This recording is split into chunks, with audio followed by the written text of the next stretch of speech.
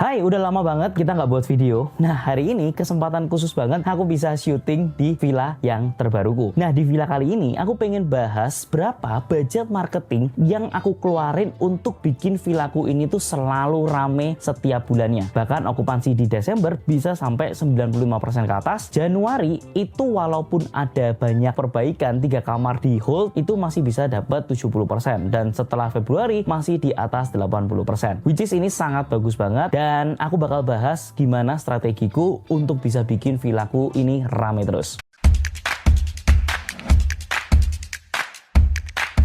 Nah, yang pertama sebelum aku jelasin gimana caranya, kalian harus ngerti dulu pengertian dari marketing itu sendiri. Kalau aku cari di Google, pengertian dari marketing itu sendiri adalah proses mengenalkan produk atau jasa agar diketahui masyarakat. Tapi aku kurang setuju dengan definisi yang aku cari ini. Makanya aku cari dalam bentuk bahasa Inggrisnya. Dan pengertian dari Forbes yang menurutku yang paling mendekati. Marketing encompass every part of plan to turn a prospective customer into a happy and satisfied customer. Nah, di sini yang paling aku notice adalah bagian prospective customer, which is di dalam bahasa Indonesia sebenarnya dia mengenalkan produknya ke masyarakat. Aku kurang setuju kalau marketing itu digembar-gemborkan ke seluruh masyarakat. Artinya semua orang itu mengetahui tapi nggak semua itu prospective customer itu sendiri. Dan aku lebih setuju di Forbes karena dia mengenalkan produk atau jasanya untuk prospective customernya. Di sini adalah kata kunci yang paling penting. Nah, aku akan menjelaskan lebih detail marketingnya dengan pengalaman pribadi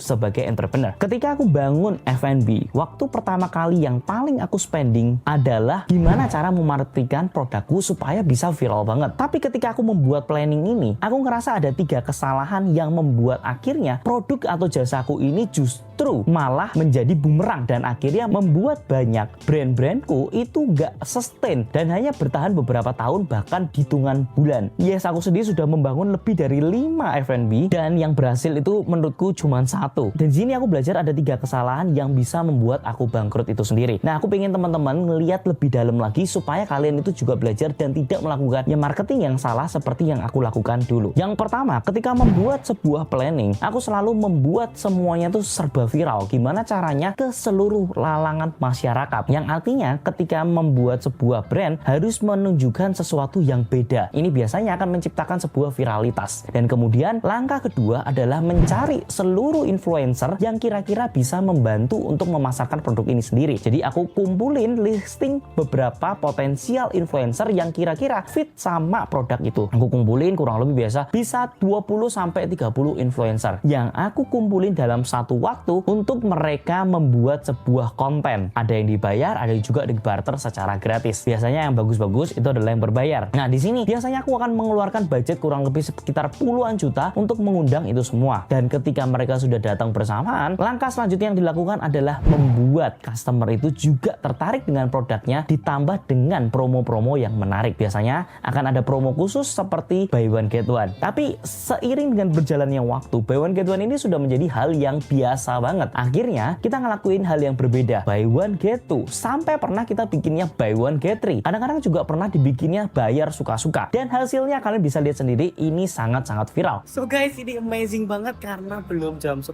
tapi outlet udah rame.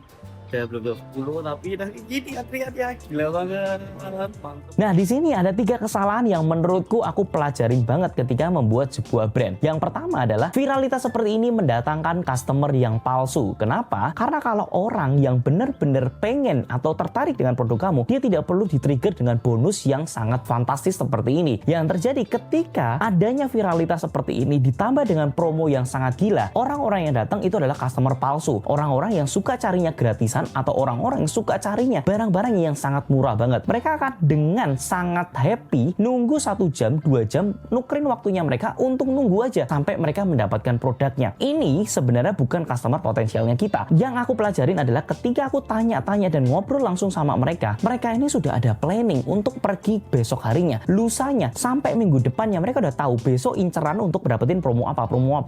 Ini sebenarnya customer promo hunter yang menurutku ini bukan target market. ingat, mereka cuman datang untuk nyobain dengan harga murah, bukan karena mereka tertarik dengan produknya kalian itu sendiri. Nah, yang pertama, kalian akan menghilangkan potensi orang-orang yang bener-bener mau datang ke tempat kalian. Bayangin ada antrian sepanjang itu, 1 jam kalian nunggu, the real customer-nya kalian itu gak bakal beli produknya kalian itu sendiri. Yang terjadi, mereka itu bakal, aduh males banget, ramai banget. Yes, mereka mungkin akan penasaran, tapi kalau mereka tahu harganya karena dibanting kayak gitu, penasarannya jadi, oh pantas saja mereka rame, promonya bayar suka-suka, dan itu yang akan menjadi trademark yang kurang bagus menurut saya. Dan yang kedua adalah kesalahan yang menurutku cukup fatal ketika terjadi viralitas yang seperti ini. Apakah SDM kalian siap untuk memproduksi dalam waktu yang singkat? Jawabannya pasti enggak. Ketika kalian melakukan training, kalian hanya membuat atau men-serving beberapa customer aja, mungkin ada 10, mungkin ada 20, tapi tidak sampai ratusan. Nah, di sini adalah pertanyaan buat kalian sendiri. Kalau misalkan kalian itu tidak bisa serving dengan bagus, apa yang terjadi? Karyawan kalian itu pasti akan chaos banget. Di dapur itu akan ada yang namanya, wah barangnya habis. Kalau habis padahal customer udah segini, gimana? Akan ada banyak barang-barang yang tidak dimasak dengan profesional, yang akhirnya barang-barang yang jadi pun juga tidak maksimal bagusnya. Akhirnya banyak review yang keluar itu bukan review yang bagus. Review yang keluar itu adalah lumayan sih rasanya, tapi kayaknya kurang mateng, tapi kayaknya bumbunya kurang pas, atau ya kalau nunggunya sampai 1 jam 2 jam menurutku juga nggak mau deh aku sampai ngulangin lagi. Banyak review-review yang seperti itu yang akhirnya menjadi bumerang buat kalian ke depannya. Viralitas dapat tanpa adanya totalitas dari masakan kalian itu akan jadi wasting. Standarisasi di sini itu menjadi poin yang sangat penting. Dan yang ketiga, yang biasanya ketika adanya viralitas seperti ini, perbedaan ekspektasi dari kalian sebagai business owner. Bayangkan ketika adanya rame seperti ini, yang terjadi adalah apa? Kalian pasti akan meningkatkan produksi dari makanannya, kalian meningkatkan bahan bakunya, meningkatkan tools untuk masaknya, sampai meningkatkan karyawan-karyawan, sehingga yang masak ini saking banyaknya, flow-nya itu sangat berat. Bukan cuma itu aja, kalian ekspektasinya setelah kalian viral seperti ini, kedepannya juga kalian akan mengalami hal yang sama, yang biasanya bisa membuat kalian itu bengkak secara OPEX-nya. Which is ini kesalahan-kesalahan yang terjadi ketika kalian melakukan viralitas yang tidak penting. Makanya aku banyak belajar dari sana. Ketika membuat sebuah brand, tidak boleh melakukan viralitas yang tidak bisa dimaksimalkan secara produktivitas. Nah, di sini aku belajar untuk tidak mengulangi hal yang sama, khususnya di villa yang sudah aku buat ini. Makanya aku senang banget di villa karena apa? Karena ekspektasiku ya selalu sama, karena kita serving cuma 12 kamar. Kita tidak bisa meningkatkan kapasitas dari produksinya itu. Nggak mungkin hari ini 12 kamar kita bangun, kita bisa ninggalin buat untuk 100 orang,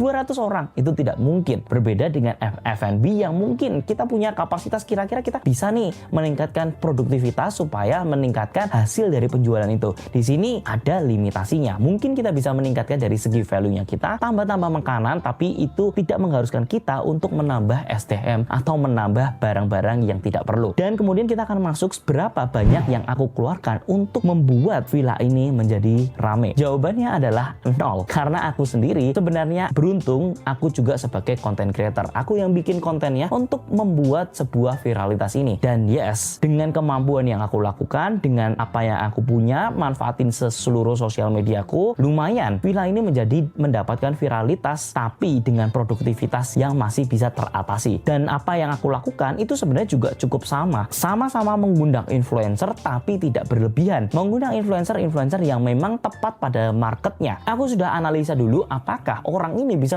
bring value kepada villanya kita. Kalau misalkan tidak, biasanya kita akan tolak. Walaupun ada yang minta juga biasanya kita akan tolak-tolakin. Kita akan lihat seberapa mereka bisa membawa crowd kepada villa kita sendiri. Dan biasanya aku juga nggak terlalu banyak ngundang influencer-influencernya. Paling sekitar sebulan itu cuman 10, kadang-kadang nggak sampai 10 juga. Di bulan Februari bahkan berkurang. Tapi yang di sini yang aku tekanin, gimana caranya aku bisa mempertahankan villa okupansinya semakin lama semakin bagus, karena aku percaya dengan memberikan semua yang terbaik untuk customernya. Jadi yang aku lakukan itu sebenarnya bukan gimana caranya mencari viralitas dengan orang-orang yang tidak tepat, tapi kita mengetahui dengan behavior dari customer itu sendiri. Makanya kalau kalian perhatikan, kenapa following dari Instagram Villa di Bali itu cukup banyak?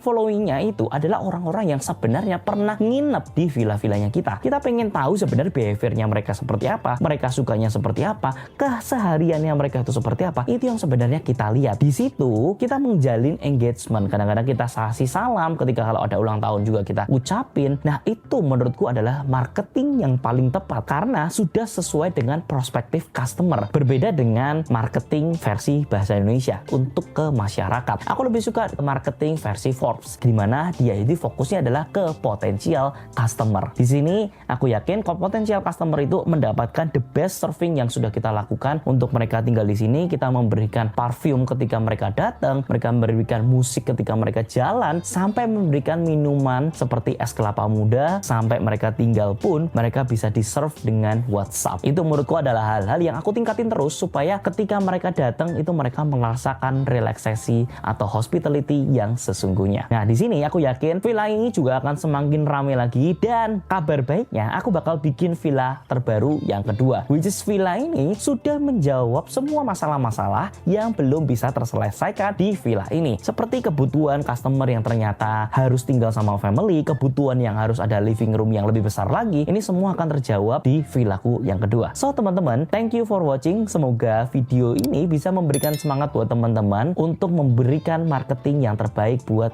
real customer-nya kalian. Video ini semoga bisa membantu juga buat kalian yang lagi mau buka usaha supaya tidak salah langkah sama seperti aku di tahun-tahun sebelumnya. Semoga video ini bisa menginspirasi. Thank you for watching, dan seperti biasanya semua akan properti pada waktunya. And I'll see you in the next video guys. See ya!